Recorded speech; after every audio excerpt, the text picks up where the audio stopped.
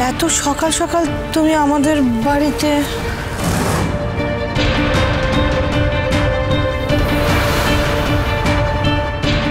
ঝড়টাকে আর আটকানো গেল না। ও ঘট,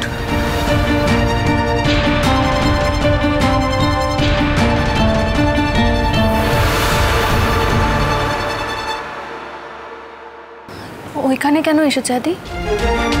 ও এখানে সঙ্গে আবার ব্যাগ? কি হচ্ছে এখানে?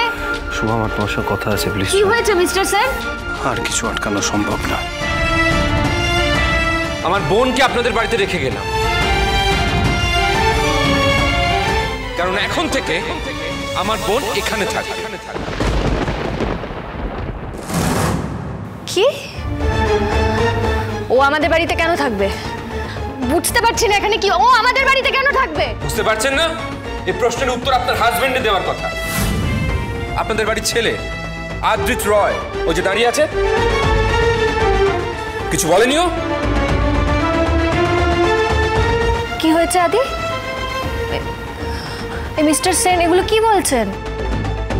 শুভ, তুমি আমার কথা শুনবে, চলো। আকাশ, তুমি একটু পরিষ্কার করে বলবে কি হয়েছে? আমরা তো কেউ কিছু বুঝতে পারছি না। বাবা আকাশ, মোহন আর কি কোনো প্রবলেম হয়েছে? আমরা তো কিছুই বুঝতে পারছি না। আকাশ, আমি ব্যাপারটাকে হ্যান্ডেল করছি। কি হয়েছে?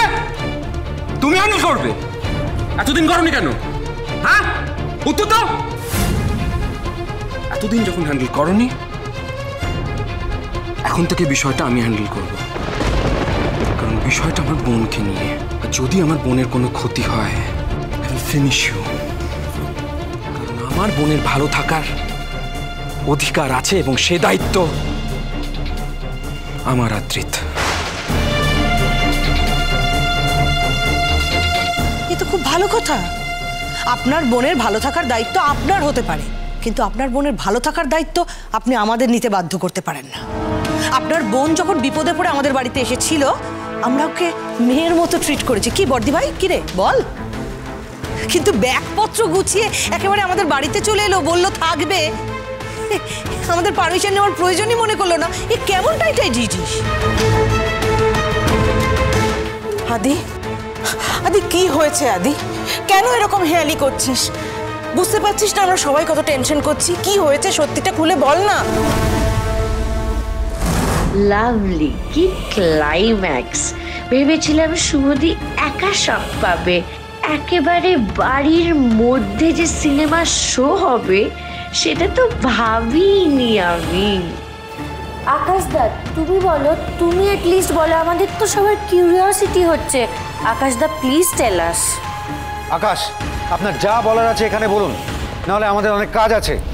সকাল সকাল আপনার এই নাটক দেখার আমাদের সময় নেই। গৃহপ্রবেশ সোম থেকে রবি প্রতিদিন রাত 8:30টায় স্টার জলসায় ও জিও হটস্টারে।